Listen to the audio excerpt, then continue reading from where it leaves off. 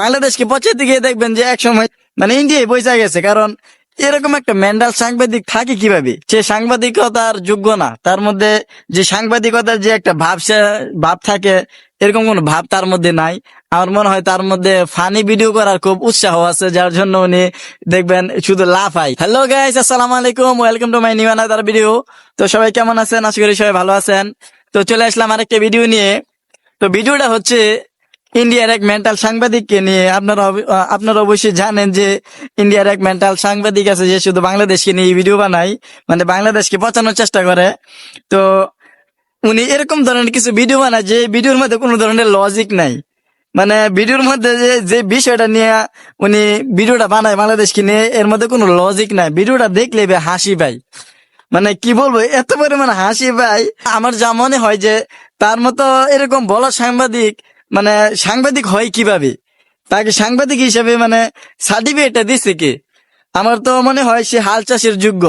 ইন্ডিয়ার মধ্যে দেখবেন অনেক অনাবাদী জমি আছে, আমার হিসেবে এই জমিগুলাতে মানে তাকে হাল চাষের জন্য নেওয়া হোক, মানে সে হাল চাষে মানে ভালো করতে পারবে আমার মনে হয়। মানে এরকম বড় সাংবাদিককে আবার সাংবাদিক হিসেবে ধরছে কে? আর তাকে যে যদি হাল চাষও না হয়, তাহলে আমার হিসাবে সে অনেক ফানি করতে পারে, ফানি ভিডিও করতে পারে। আমার হিসেবে তাকে কোনো ফানি চ্যানেলের মধ্যে ট্রান্সফার করা হোক, কারণ সে সাংবাদিকতার যোগ্য না। তার মধ্যে যে সাংবাদিকতার যে একটা ভাব থাকে, এরকম কোন ভাব তার মধ্যে নাই। আমার মনে হয় তার মধ্যে ফানি ভিডিও করার খুব উৎসাহ আছে, যার জন্য উনি দেখবেন শুধু লাফাই। যখন উনি নিউজ করে তখন দেখবেন শুধু লাফাই। আচ্ছা ভাই, এই লাফানির মানেটা কি? আমি এটাও বুঝলাম না। প্রত্যেকটা ভিডিওর মধ্যে দেখছি যে তাদের এই চ্যানেলের মধ্যে যারা যারা কাজ করে সবাই বেশি বেশি লাফাই। আচ্ছা ভাই, লাফানের মানেটা কি ভাই? সে যদি মনে করেন যে ফানি ভিডিও না করতে পারে, তাহলে তাকে যে কোনো একটা পাগলাগারের মধ্যে ট্রান্সফার করেন। নইলে ভাই কি বলবো, মানে বাংলাদেশকে পৌঁছাতে গিয়ে দেখবেন যে এক সময় মানে ইন্ডিয়ায় পৌঁছা গেছে। কারণ এরকম একটা মেন্টাল সাংবাদিক থাকে কিভাবে? যে চ্যানেলের মধ্যে কাজ করতেছে, আমার খুব দেখতে ইচ্ছে করে যে এই চ্যানেলটার মালিকটা কি। কারণ এরকম একটা মেন্টাল সাংবাদিক দিয়ে সে চ্যানেলটা চালাইতেছে, আমি বুঝলাম না। মানে আমার মনে হয় তাকে শুধু মানে প্রমোট দেওয়ার জন্য রাখা হয়েছে চ্যানেলটার, যাতে ভিউটা ঠিক থাকে চ্যানেলটার আর কি। আমি যেরকম মনে করি সে পাগলাগারদে থাকার যোগ্য আর কি।